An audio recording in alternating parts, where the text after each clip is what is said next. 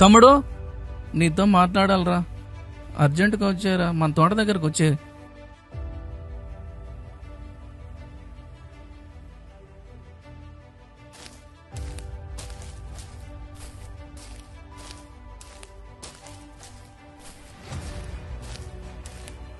అన్నయ్య,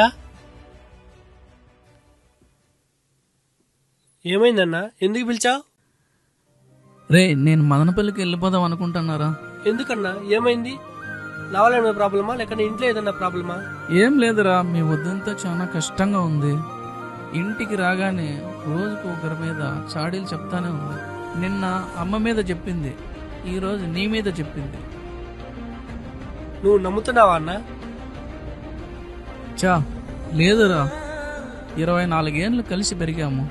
నువ్వంటే నాకు తెలియదరా. దగ్గర ఉంటే మన మధ్య దూరం అవుతుందని ముందుగానే ఇప్పుడు దూరం అవుతున్నాం. మనం ఎందుకన్నా విడిపోవాలి? వాళ్ళకి తెలుసా మనం చిన్నప్పటి నుంచి ఎన్ని కష్టాలు పడ్డామో?